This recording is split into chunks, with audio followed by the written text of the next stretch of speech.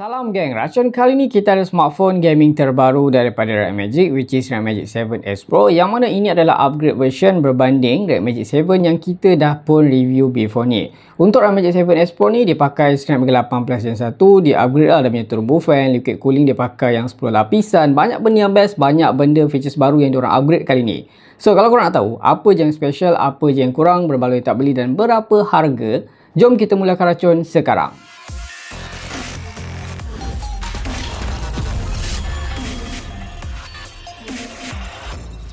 Dekat tangan saya sekarang ni macam korang nampak kan, kita ada smartphone gaming terbaru daripada Red Magic, which is smartphone ni kan boleh kata upgrade version kepada Red Magic 7 yang kita dah pun unboxing, yang kita dah pun review gaming test last time. Model tu pun dah padu, apatah lagi yang 7S ni kan, Snapdragon 8 Plus Gen 1, cooling system 10.0, lepas tu ada turbo fan lagi kan. Banyak benda yang best, banyak benda yang power ada dekat smartphone ni. Saya dah tak sabar nak unboxing dulu, kita nak tengok macam mana. Alright, kalau korang tertanya, Red Magic 7S Pro ni dah pun rasmi dilancarkan dekat pasar Malaysia tadi, yang mana harga jualan dia tu bermula 3999 4000 lah kan, untuk varian yang paling rendah 12256, dan yang paling tinggi dekat sini ada dekat tangan saya sekarang ni 18GB RAM dan juga 512GB storan dalaman. Harga dijual sekitar 4999, lebih kurang dalam 5000 macam tu. Dan yang paling special kan, warna yang saya ada dekat sini Mercury. Warna ni kan transparent, memang nice gila. So kalau korang tengok dekat kotak ni, macam korang nampak dia macam ada komik-komik sikit. Dekat sini ada tulisan Red Magic. Lepas tu dekat bahagian sisi lain korang akan nampak lah Win More Game. Memang sangat-sangat nice. Kotak dia pun dah ada aura gaming. So dekat sisi lain ni, yes, dia macam komik-komik macam tu, korang boleh nampak sendiri. Di bahagian bawah ni kita ada Snapdragon Elite Gaming, di bahagian atas kosong. So dekat belakang kita dah check tadi. Alright, so kita akan unboxing, kita akan tengok apa je yang korang akan dapat dalam kotak. Bismillahirrahmanirrahim. First of all, di sini kosong, letak tepi. So dalam ni macam biasalah, korang akan nampak ada satu lagi kotak kecil yang biasanya dekat dalam ni ada casing. Kita akan cuba tengok. Mantap. So first of all, korang akan nampak ada SIM tool ejector, standard je designer. So dekat sini kita dapat manual dan juga warranty card. Dan juga of course kita dapat dekat sini casing untuk protect body phone. Kita tengok sikit. Alright, so body phone ni, dia punya casing phone ni, dia dekat tengah ni dia macam ada potong. So dia tak cover dekat tengah. Alright, tak apa. Next, kita akan beralih kepada smartphone kita. Ya Allah, smart gila kot. Memang rekaan dia ni boleh kata memang gaming phone teruk lah geng. So kita tak nak sembang dulu pasal phone, tak tepi dulu. Next, dalam ni korang juga akan dibekalkan dengan adapter pula, kabel pengecasan USB-C to C. Dan terakhir of course adapter geng, 65W kalau tak silap. So ini je yang korang akan dapat dalam kotak. Sekarang ni jom kita beralih kepada Red Magic 7S Pro. Warna kita ada dekat sini Mercury, memang nice gila. Buka dulu, buka plastik dulu. Bismillahirrahmanirrahim. Bagi korang ambil feel dulu. Oh my god, smart gila lah geng. Nice gila. Korang nampak? Dia punya rekaan belakang ni, panel belakang ni, dekat tengah ni dia macam solid. Dekat sisi lain ni, kanan kiri ni, sekeliling ni dia transparent. Korang boleh nampak lah chipset dia. Lepas tu dekat sini korang boleh nampak ada tulisan 5000 mAh battery of course. Kipas katanya kelajuan 20,000 RPM dan kali ni dah pun direducekan bunyinya tau. Bila kita on nanti akan ada RGB dekat sini, memang sangat-sangat nice gila. So dekat sini kita akan cuba check. Di bahagian sisi kanan korang akan nampak ada button. Lepas tu dia macam ada apa tu, kemasan merah. Nice. Di bahagian atas, ni button ke? Bukan. Yang ni bukan button power on, tapi yang ni untuk masuk kat dalam dia punya game space tak silap. Di bahagian atas korang akan nampak ada lubang speaker, ada lubang mic dan juga of course lubang kegemaran ramai geng. Audio jack masih dikekalkan. Di bahagian sisi kiri korang akan nampak ada shoulder trigger 520Hz tak silap, Type C rate. Lepas tu ada lubang untuk angin keluar dekat sini. Ada volume button, tapi saya perasan dia punya volume button dekat sini dia macam lain macam lah, dia punya shape. Betul lah. So ada power button, ada dekat sini mic. Lepas tu ada salah satu lagi dia punya shoulder trigger. Nice gila. So di bahagian bawah dekat sini kita nampak ada SIM tray untuk letak SIM. Lepas tu ada port pengecasan dan juga salah satu lubang speaker. So far dia punya lubang speaker tu tak simetri. Satu di bahagian atas macam ni, macam korang nampak. Satu dekat sini. Yang paling unik pasal phone ni geng, of course ada dekat dia punya bahagian hadapan. Yang mana smartphone ni kan, Red Magic 7S Pro ni, Dia pakai kamera under screen tau. Yang mana kan, dia punya kamera selfie tu macam korang nampak, dia full screen.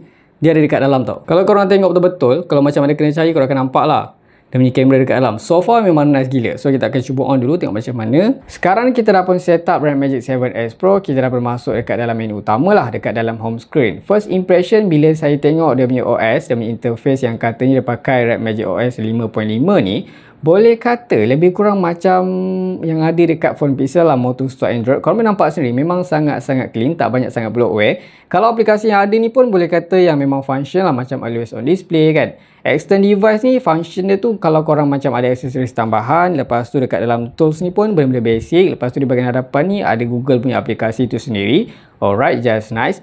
Kita akan cuba explore dekat dalam setting. First kali saya nak tukar dulu dia punya gesture dekat sini. Kita akan tukar yang full screen gesture supaya lebih mudah saya nak scrolling, saya nak gesture apa semua kan. Ok, so kalau korang masuk dekat bahagian display dekat sini, refresh rate yang paling tinggi dia support 120Hz. Yang mana kalau version RAM Magic 7S yang biasa tu rasanya refresh rate lebih tinggi. Mungkin limitation dekat yang macam korang tahu lah, phone ni dia pakai under display camera. So dekat sini sepatutnya kalau phone-phone lain korang akan nampak ada notch kan, ada macam bulatan untuk letak selfie camera. Tapi ni tak ada, yang mana kamera tu, selfie camera ada dekat dalam screen sebesar 16MP. So kita akan cuba explore lagi apa yang ada, lebih kurang standard je dekat dalam ni. Next kalau korang pergi dekat sini ada juga always on display of course. Next kalau korang masuk dekat cooling fan, dekat sini kan kalau korang nak macam aktifkan cooling fan dekat belakang, kita akan tengok.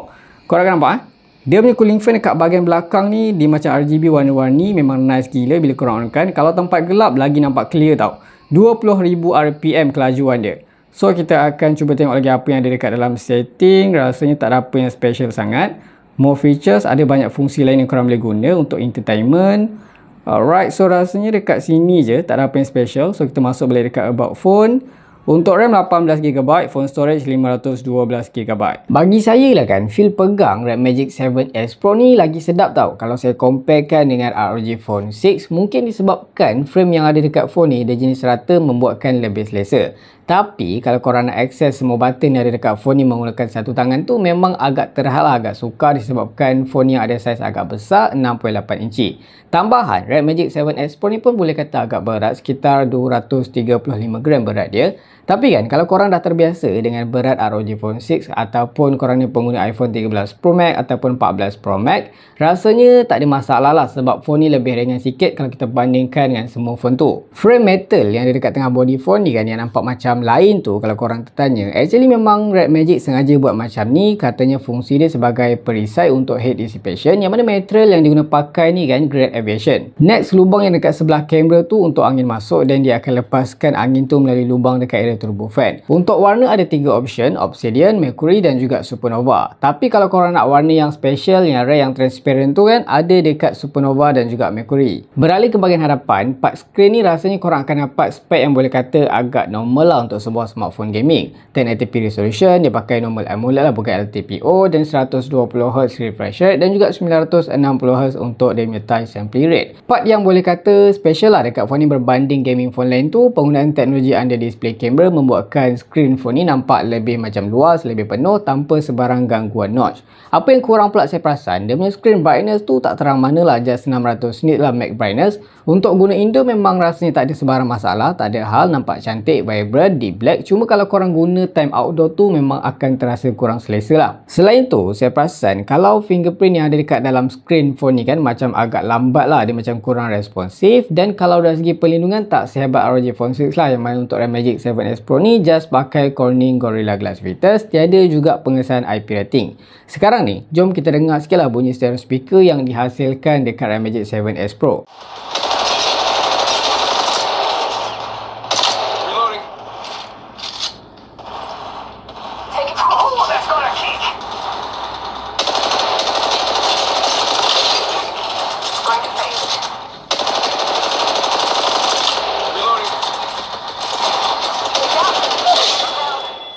Part utama yang membuatkan Red Magic 7S Pro ni powerful of course dekat chipset, yang mana phone ni dikuasakan dengan chip Qualcomm terbaru Snapdragon 8 Plus Gen 1 buatan TSMC yang kita tahu lebih berkuasa dan pengawalan suara tu lebih stabil berbanding Snapdragon 8 Gen 1.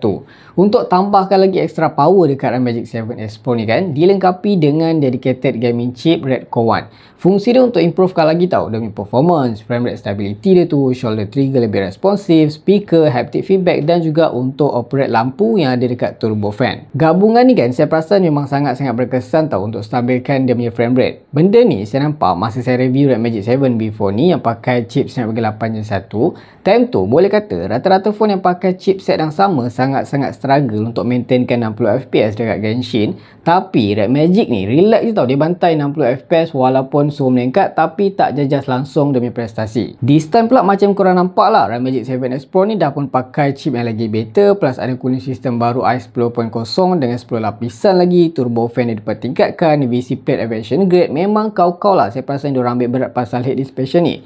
Benda ni boleh kata satu benda yang bagus lah, lagi phone ni phone gaming kan. Mungkin kita akan buat video khas lah untuk gaming test, kalau korang berminat cuba korang komen.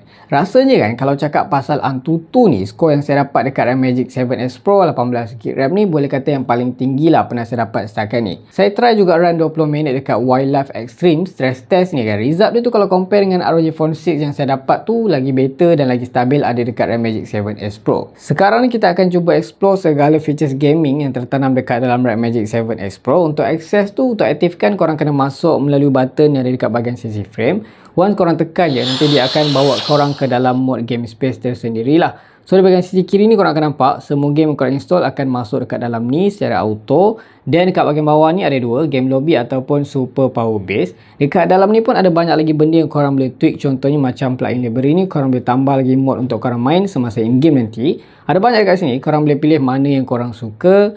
Next, untuk benda baru saya perasan ada dekat Red Magic Studio. Fungsi dia untuk korang screencast lah phone korang terus kepada PC ataupun korang punya smart TV. Alright, so kita akan cuba tengok apa lagi ada.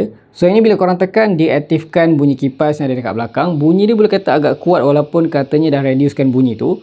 Korang akan nampak ada RGB dekat sini dan dia punya angin tu pun boleh kata agak kuat tau.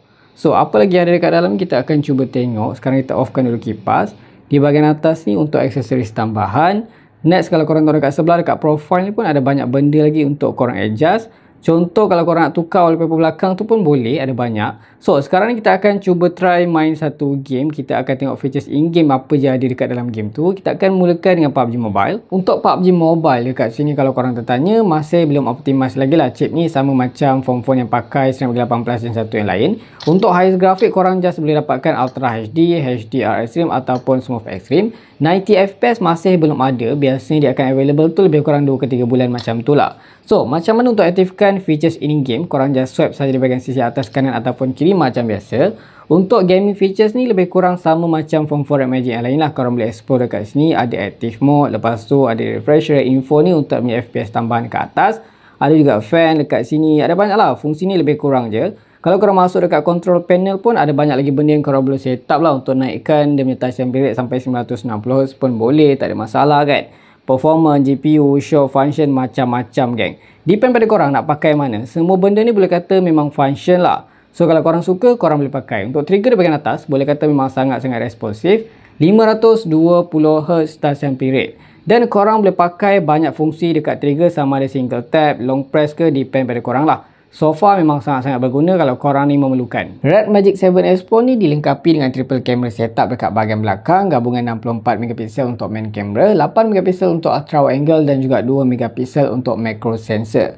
Walaupun kamera ni saya nampak bukanlah priority dekat phone ni, tapi Red Magic dia still tak banyak features dalam aplikasi kamera. Untuk rakaman video support sampai 8K, tapi phone ni dia tak ada OIS, so macam rakaman tu agak gagal lah. Tapi ada je mode untuk korang stabilkan video dekat dalam setting. Untuk kualiti main kamera tu nampak macam moto soft, dia tak vibrant sangat, HDR pun agak kurang. Setakat nak ambil gambar post dekat social media tu boleh kata masih acceptable lah. Tapi kalau part selfie kamera ni memang agak mengecewakan sikit lah. Mungkin mungkin ni salah satu reason kenapa kita masih tak nampak teknologi yang ada dekat phone ni kan, under display camera ni tak diguna pakai pada kebanyakan smartphone lain lah. Dari segi bateri dekat sini, kalau korang ni pentingkan bateri yang besar, memang Red Magic 7S Pro ni pun ada bateri yang agak besar lah, 5000 mAh. Tapi kalau kita comparekan dengan smartphone gaming pesaing tu, dia taklah besar mana, tak sampai pun 6000 mAh. Sepatutnya Red Magic kena bawa bateri yang lagi besar daripada 6000 tu lah kan, sebab phone ni macam korang tahulah, dia konsum lebih tenaga dekat dalam turbo fan lagi kan. Anyway, satu benda yang saya terlupa nak inform kat korang, phone ni juga ada support charge separation. Kalau korang nak gaming sambil terus melalui kabel adapter tu pun tak perlu dropkan bateri pun boleh, tak ada isu. Untuk charging tu saya dapat lebih kurang dalam 33 minit, daripada 9% sampai 100%. Yang mana saya perasan, once korang aktifkan ataupun korang charge phone ni, dia punya kipas yang dekat bahagian sisi turbo fan ni akan auto on sekali tau. Walaupun dia on, tapi still laju jugalah dalam 30 minit macam tu untuk dapatkan full charge. Not bad lah dekat sini. So, rasanya sampai sini dulu video kita untuk kali ni. Kalau korang suka video ni macam biasa, jangan lupa tinggalkan like, share, komen dan juga subscribe. Itu sahaja racun kali ni. Jumpa lagi di racun-racun seterusnya. Assalamualaikum.